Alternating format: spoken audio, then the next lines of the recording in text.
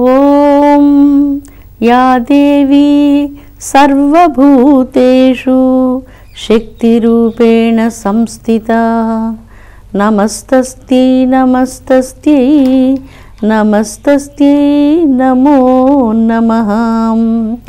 ఓం శ్రీ మాత్రే నమః.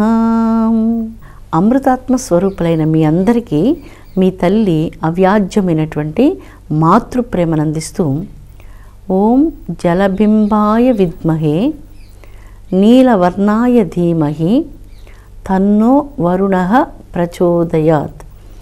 నహ అన్నటువంటి ఈ బీజమంత్రం వరుణ గాయత్రి బీజమంత్రం.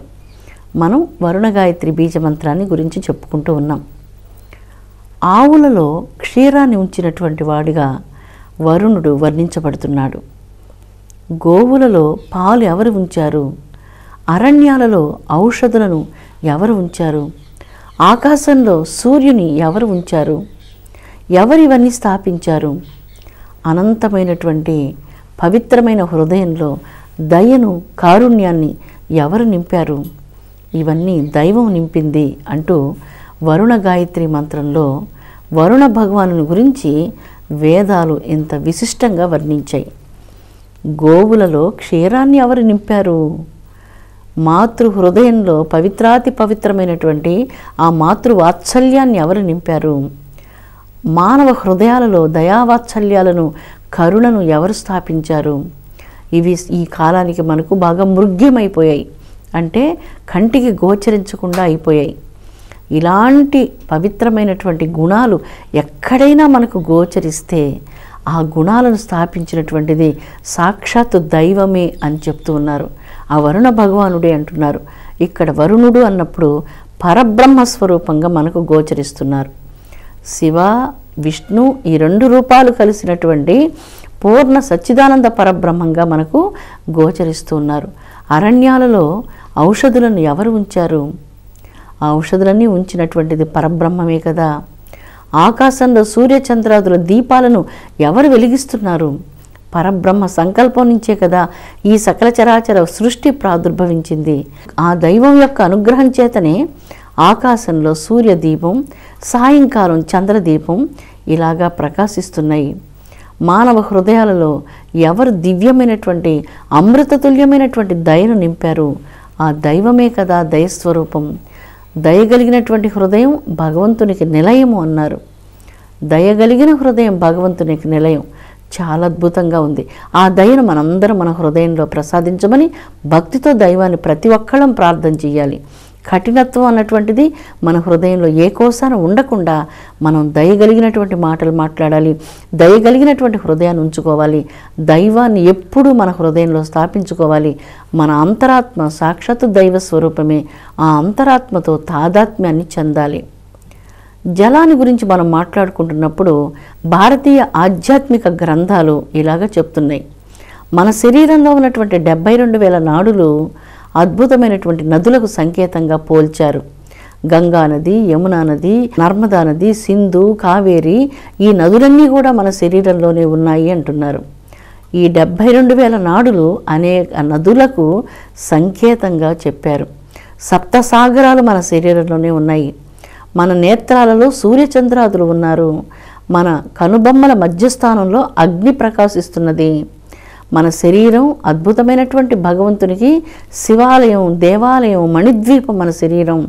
మన మణిద్వీపం అనేటువంటి మన శరీరంలో మన అంతరాత్మగా ఏ శక్తి అయితే విరాజిల్లుతున్నదో ఆ ప్రాణశక్తి అద్భుతాద్భుతమైనటువంటి దైవ చైతన్యము, పరబ్రహ్మము అంటూ వేదాలు వర్ణించాయి. దైవానికి ప్రధానంగా 7 ప్రధాన శక్తులున్నాయి. పరాశక్తి, ఇచ్ఛాశక్తి, జ్ఞానశక్తి, క్రియాశక్తి, కుండలిని శక్తి, మాతృశక్తి, గుహ్యశక్తి అంటూ ఈ గ్రాండ్ యూనిఫికేషన్ ఆఫ్ ఫోర్స్ను గురించి ఇలాగ చక్కగా శక్తి విభజన చేస్తూ వచ్చింది వేదం. చాలా అద్భుత రహస్యాలు తెలియజేస్తుంది వేదం. వేదాన్ని చదువుకునేటువంటి భాగ్యం ఈ జన్మలో అందరికీ లభించలేదు. కానీ ఆ వేదమాత అయినటువంటి గాయత్రి మంత్రాన్నైనా జపించగలిగితే పరిపూర్ణ వేద జ్ఞానాన్ని గాయత్రి తల్లి మీకు ప్రసాదించడంలో ఆవంతైన సందేహం లేదు. ఎన్ని అద్భుతమైనటువంటి సృష్టి రహస్యాలను తనలో నిక్షిప్తం చేసుకుని ఉన్నదో వేదమాత వర్ణించడానికి తరం కానటువంటిది. మానవ హృదయంలో ఆలోచనలు అనేక దశలుగా ప్రయాణం చేస్తూ ఉంటాయి.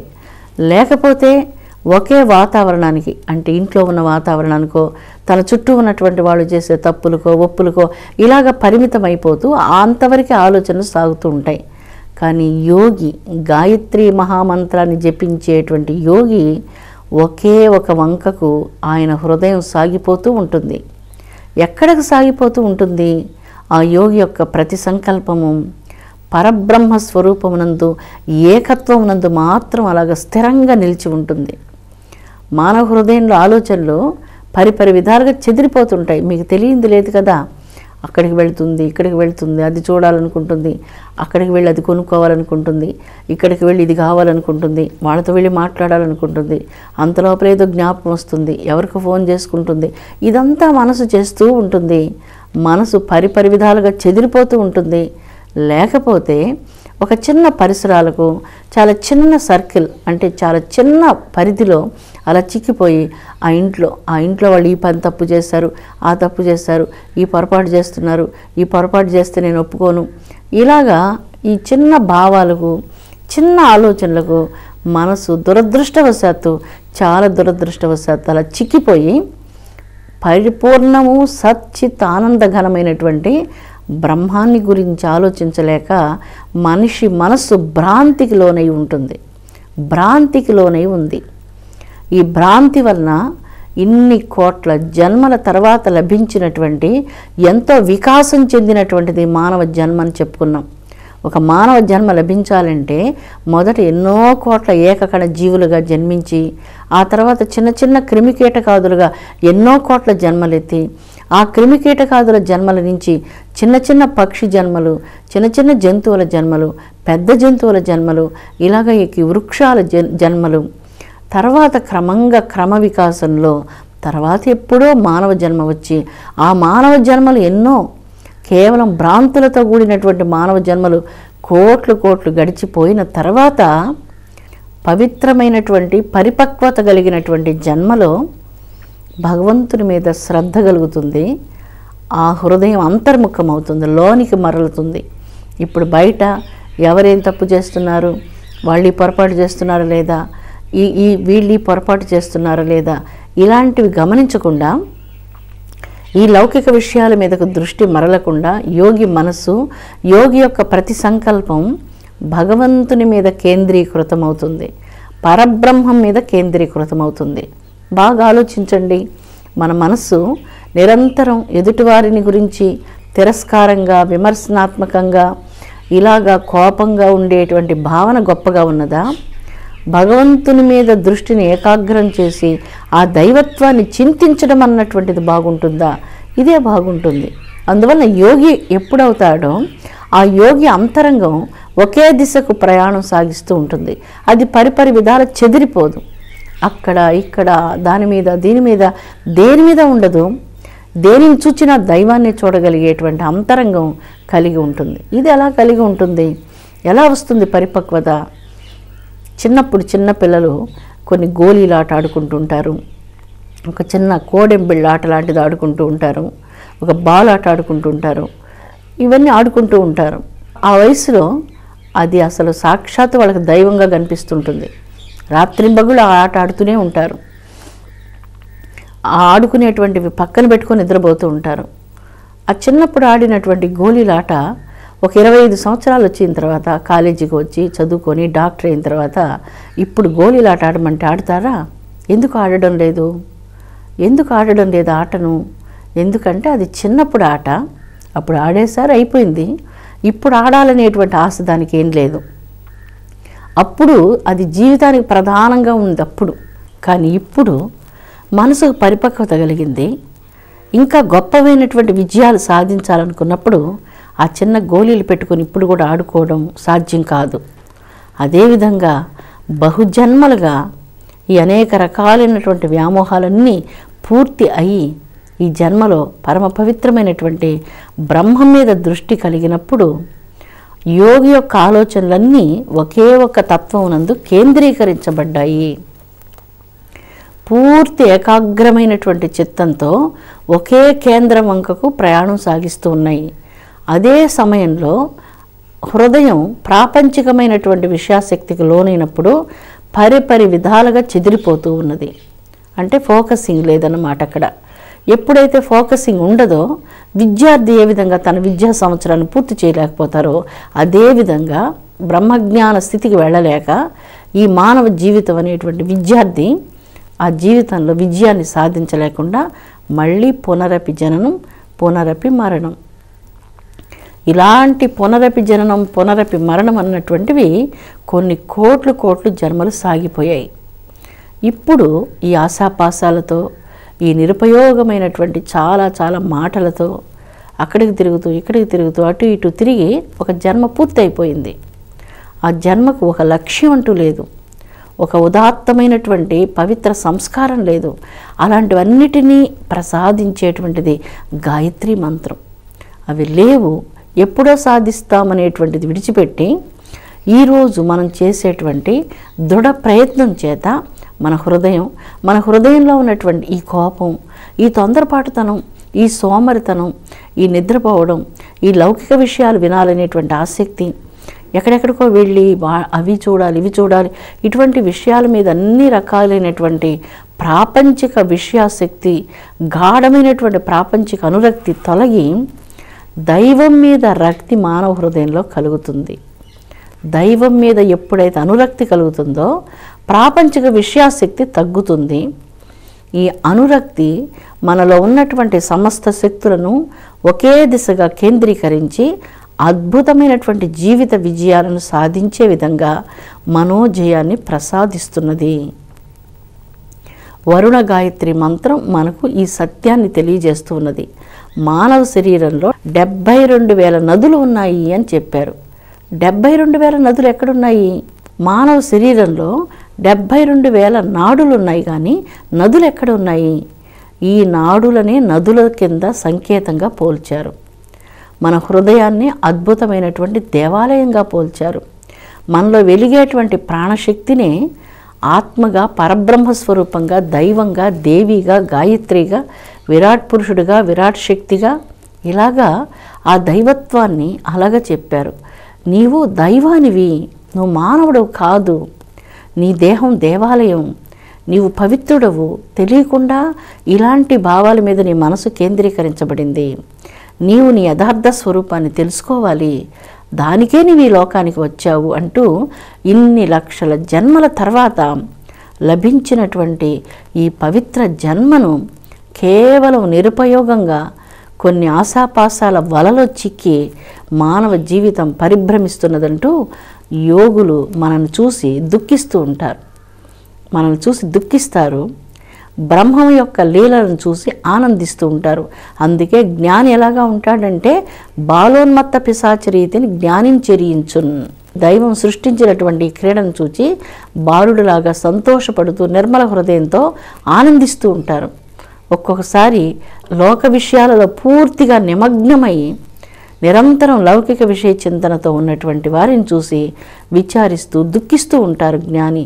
అయ్యో, ఎంతో మంచి జన్మ లభించింది, ఇన్ని కోట్ల జన్మల తర్వాత వచ్చినటువంటి ఈ పవిత్ర జన్మను నిజమైనటువంటి సద్వినియోగం చేసుకోకుండా ఇలాగ దుర్వినియోగం చేసుకుంటున్నారంటూ మానవాళిని చూసి వాళ్ళు చాలా విచారిస్తూ ఉంటారు. అందువల్ల అమృతాత్మ స్వరూపులారా, సద్వినియోగం చేసుకున్నటువంటి జన్మ వ్యర్థమైపోతుంది. దీని గురించి ఎంత చెప్పినా అర్థం కాదు. సాధన కావాలి, గురువు అనుగ్రహం కావాలి. గురువులు చాలా దయా సముద్రాలు. భూమి మీద ఉన్నటువంటి సముద్రాల్లో కొంతే జలం ఉన్నది. వారి అంతరంగాల్లో ఉన్నటువంటి కరుణా సముద్రాలు, ఇంకా కోట్ల సముద్రాలు ఉప్పొంగుతూ మానవాళి మీద తమ అవ్యాజ్యమైనటువంటి దయను వాళ్ళు ప్రకటిస్తూ ఉంటారు. ఆ దయను అనుభూతి పొందేందుకు కూడా కావలసినటువంటి ఏదైతే కావాలో ఆ రిసెప్టర్ అంటారు, అటువంటిది కూడా మానవ హృదయంలో లేదు. ఆ రిసెప్టర్ అనేటువంటిది ఉన్నప్పుడే దైవ కరుణ అనుగ్రహం ఎలాగ మన మీద ప్రసరిస్తున్నది అన్నటువంటిది అర్థమవుతుంది. అది లేనప్పుడు దైవం అనుగ్రహం ఉన్నదా లేదనేటువంటి దాని గురించి అసలు ఆలోచనే లేదు. నిరంతరం ఉదయం భోంచేయడం, మధ్యాహ్నం భోంచేయడం, సాయంకాలం భోంచేయడం, రాత్రి నిద్రపోవడం, మరల లేయడం, ఏదో మాట్లాడుకుంటూ ఉండడం, ఇలాగ జీవితం సాగిపోతూ ఉంది. ఈ భోంచేయడం, నిద్రపోవడం, మాట్లాడుకోవడం అనేటువంటి దాంట్లోనే జీవితం అలాగా సాగిపోతూ ఉంది. వాళ్ళని విమర్శించడం, వీళ్ళని విమర్శించడం, వాళ్ళని తిట్టడం, వీళ్ళని తిట్టడం, దీంతో జీవితం అర్ధరహితంగా మారిపోతుంది. ఇవన్నీ నాకు అవసరమని ఒక్కసారి మనం ఆలోచించగలిగినప్పుడు నిజంగా అంతరంగంలో నుంచి ఆత్మవిమర్శ ఎప్పుడైతే ప్రారంభమవుతుందో ఆధ్యాత్మికమైనటువంటి సామ్రాజ్యాన్ని అధిరోహించేందుకు తొలిమెట్టు మనం ఎక్కినటువంటి వాళ్ళమవుతున్నాం. తొలిమెట్టు ఎక్కినటువంటి వాళ్ళమవుతున్నాం. మనం ఎక్కాలి కదా. ఈ జన్మలో కూడా మనం ఆ అపురూపమైనటువంటి భాగ్యాన్ని చేజార్చుకున్నటువంటి వాళ్ళమైనప్పుడు ఎవ్వరు మళ్ళీ ఇదే మానవ జన్మ లభిస్తుంది అన్నటువంటిది చెప్పలేరు. జడభరతుడు అన్నటువంటి ఒక ఋషి తన పూర్వజన్మల పుణ్యవశాత్తు ఒక మహాజ్ఞాని అయ్యారు. ఆయన నిరంతరం దైవ ధ్యానం చేసుకుంటూ ఉండేవారు. అరణ్యంలో నదీ తీరానికి వచ్చి ఒక జింక, తను ఒక చిన్న జింక పిల్లను ప్రసవించి అక్కడ ఆ జింక మరణించింది. ఈ జింక పిల్లను పెంచుకుంటూ జింక మీద విపరీతమైనటువంటి ప్రేమను కలిగి జడభరతుడు తన మరణ సమయంలో ఆ జింకను గురించే తలుచుకుంటూ మరణించి మరు జన్మలో ఆయన జింకగా జన్మించారు. ఒక మహర్షి మరు జన్మలో జింకగా జన్మించినట్లు ఒక చక్కని కథ మీరందరూ భారతీయ ఆధ్యాత్మిక సాహిత్యంలో చదువుకుంటారు. ఋషి ఇంకా ఎక్కువ మెట్లు అధిరోహించవలసింది వెళ్ళి అంత జ్ఞానిగా ఉన్నటువంటి ఋషి క్రింద మెట్లకు ఎందుకు వచ్చారు? పోనీ ఒక మానవ శరీరమైనా ధరించకుండా అతడు తిరిగి జింక శరీరాన్ని ధరించాడు. జింకగా జన్మించాడు అతడు.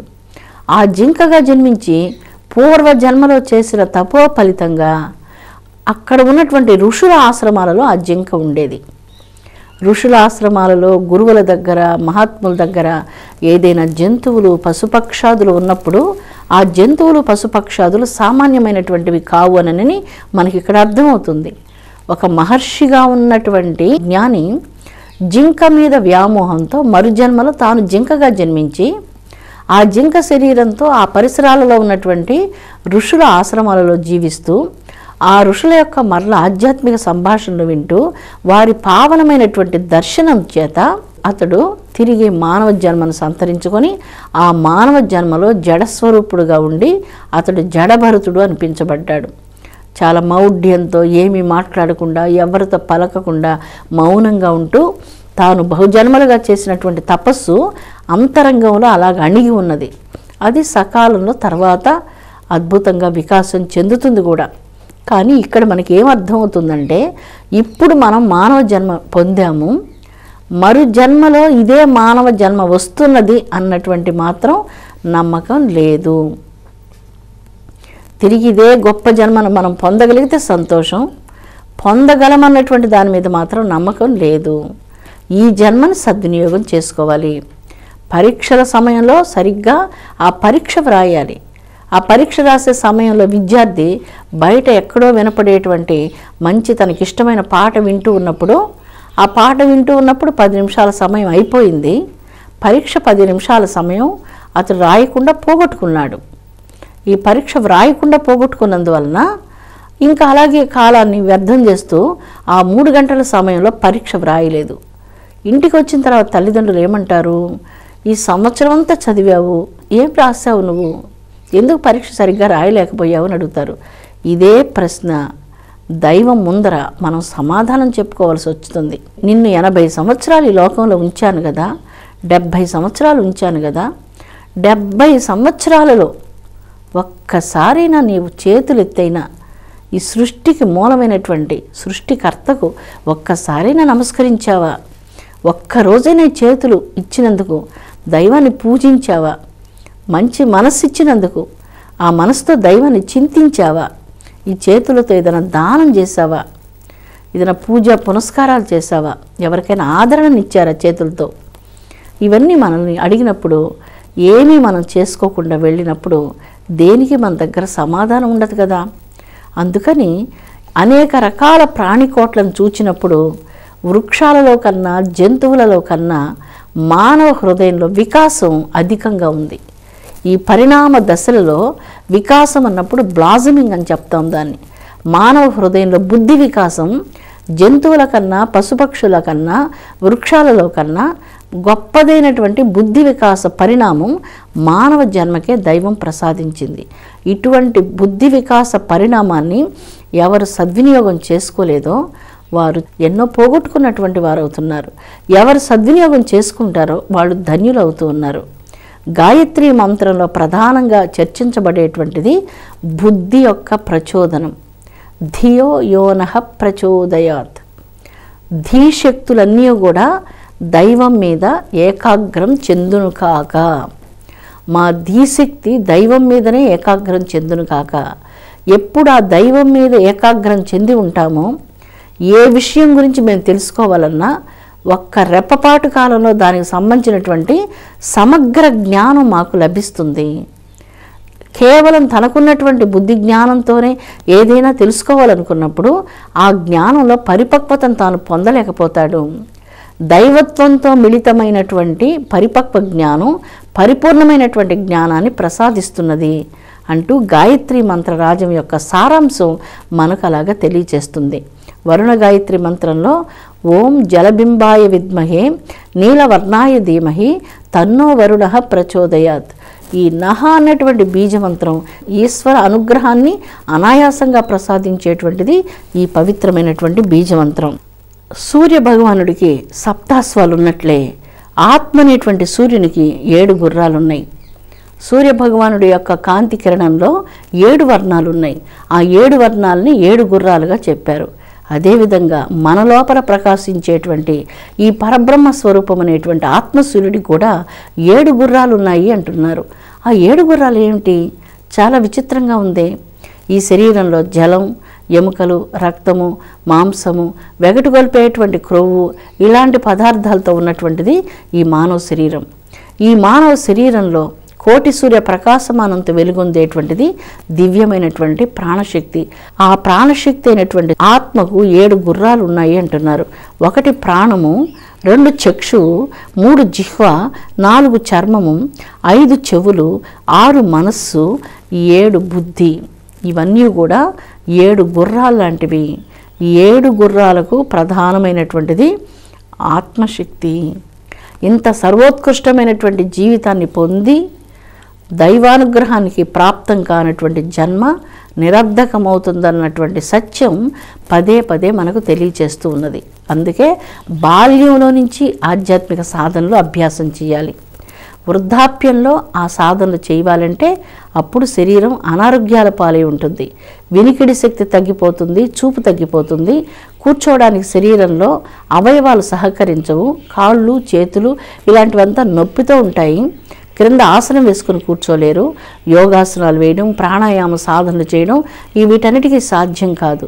కనుక బాల్యంలో నుంచే సూర్య నమస్కారాలను అభ్యాసం చేసి మనసు, ఇంద్రియాలు వీటన్నిటినీ ఏకోన్ముఖం చేసి పవిత్రమైనటువంటి గాయత్రి మంత్రరాజాన్ని జపించి ఎప్పుడైతే ఉత్తమ సాధనలు చేస్తారో వారు బాల్యంలో నుంచి జీవితంలో చాలా క్రమశిక్షణతో గడిపి ఉజ్వలమైనటువంటి కీర్తిని పొందేటువంటి గొప్ప జీవితాన్ని, శాంతివంతమైనటువంటి జీవితాన్ని గడపగలరు. ప్రతి మానవ జీవిత దశలలో చంద్రదశ, బుధదశ, కేతుదశ, గురుదశ ఇలాంటి దశలు జరుగుతూ ఉంటాయి. ఇలాంటి గురుదశలు జరిగేటువంటి మంచి కాలంలోనే సద్వినియోగం చేసుకొని జాజ్వల్యమానమైనటువంటి జీవితాన్ని గడిపి అందరికీ ఆదర్శ మానవులు కావాలి. మానవాళిని అందుకే వేదం సౌమనస్యంతో ఇలా కోరుకుంటుంది, అందరం కలిసిమెలిసి జీవిద్దాము, అందరం ఐక్యమత్యంతో శక్తితో జీవిద్దాము, ఆత్మీయతతో సమాజంలో జీవిద్దాము, అందరం పవిత్రమైనటువంటి భావాలతో పరస్పరం ఒకరికొకరు సహకారం అందించుకుంటాం. అమృతాత్మ స్వరూపులారా, గాయత్రి మంత్రం మనకు శాంతిని ప్రబోధిస్తున్నది, శక్తిని ప్రబోధిస్తున్నది. శాంతి ఎప్పుడు వస్తుందంటే శక్తి ఎప్పుడు అయితే వస్తుందో శాంతి వస్తుంది. శక్తి మనలో ఎప్పుడైతే మేల్కొంటుందో మనలో ఉన్న అశాంతులన్నిటినీ ఆ శక్తి అణిచివేసి నిజమైనటువంటి శాంతిని ప్రసాదిస్తుంది. అందువల్ల మన కుటుంబ పరిపాలనలో మనకు శాంతి రావాలి, మన రాష్ట్ర పరిపాలనలో మనకు శాంతి రావాలి, మన దేశ పరిపాలనలో మనకు శాంతి రావాలి, మన ప్రపంచ పరిపాలనలో మనకు శాంతి రావాలి. మనందరం కలిసిమెలిసి కష్టసుఖాలను పంచుకోవాలి, మనందరం ఒక్కటే అన్నటువంటి భావనతో ముందుకు సాగాలని విశ్వకుటుంబంలో శాంతి సమైక్యతలు వర్ధిల్లునుగాక. ఓం శాంతి శాంతి శాంతి.